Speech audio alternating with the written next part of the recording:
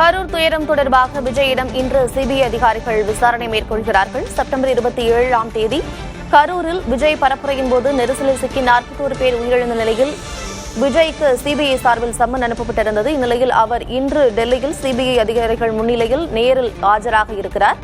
இதற்காக அவர் சென்னையிலிருந்து தனி விமானம் மூலமாக புறப்பட்டு டெல்லி சென்றடைந்திருக்கிறார்.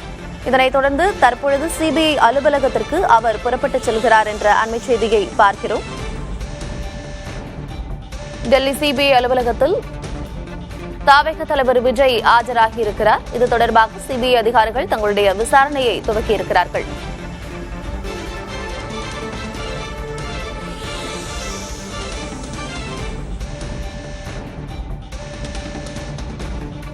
கடந்த ஆண்டு செப்டம்பர் 27ஆம் தேதி கரூர் கூட்ட நெரிசலில் சிக்கி 41 பேர் உயிரிழந்தனர். இதற்காக சிபிஐ அதிகாரிகள் விசாரணை மேற்கொண்டிருக்கிறார்கள். ஏற்கனவே தாவேக நிர்வாகிகள் பலரிடம் விசாரணை நடத்தப்பட்டிருந்த நிலையில் இன்று தாவேக தலைவர் விஜயிடமும் விசாரணை நடத்தப்படுவதாக சொல்லப்பட்டிருந்தது.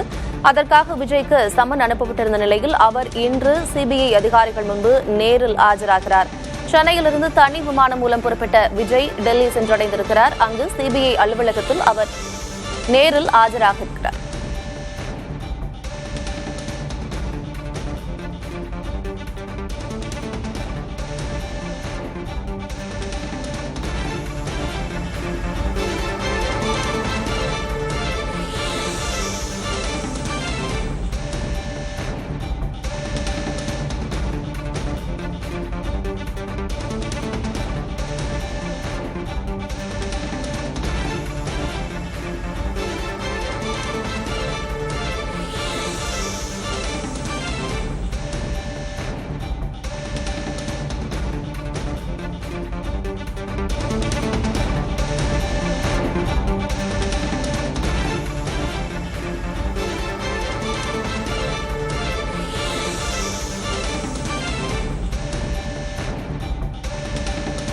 கடந்த ஆண்டு செப்டம்பர் 27ஆம் தேதி கரூர் மக்கள் சந்திப்பு கூட்டத்தில் விஜய் கலந்து கொண்ட பொழுது கூட்ட நெரிசலில் சிக்கி 41 பேர் உயிரிழந்தனர். இது தொடர்பாக சிபிஐ விசாரணை மேற்கொண்டிருக்கிறது.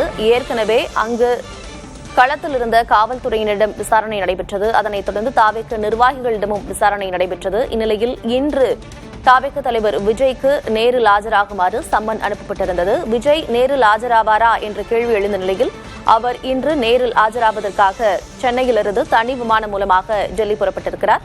டெல்லியில் சிபிஐ அலுவலகத்தில் அவர் ஆஜராகியிருக்கிறார். இன்று அவரிடம் பல கோணங்களில் விசாரணை நடத்தப்பட வாய்ப்பிருப்பதாக சொல்லப்படுகிறது. 2 நாட்கள் சென்னையில் விஜய் தங்குவார் என்று சொல்லப்படுகிறது. ஏற்கனவே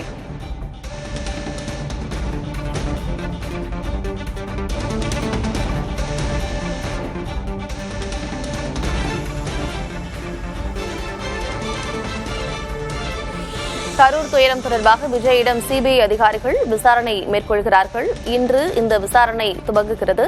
2 நாட்கள் அவர் டெல்லியில் தங்குவார் என்று எதிர்பார்க்கப்படுகிறது. ஏற்கனவே தாவேக நிர்வாகிகளிடமும் விசாரணை நடைபெற்ற நிலையில் இன்று தாவேக தலைவர் விஜயிடம் விசாரணை நடைபெறுகிறது.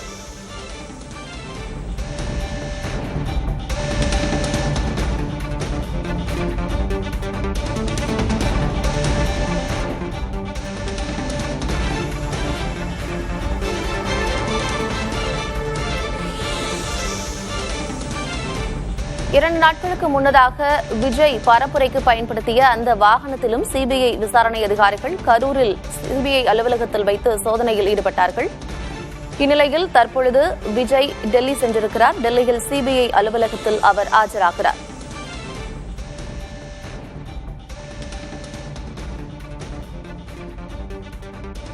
டெல்லியில் அவருக்கு முழு பாதுகாப்பு வழங்குவதற்காக டெல்லி காவல்துறை உறுதியளித்திருக்கிறது.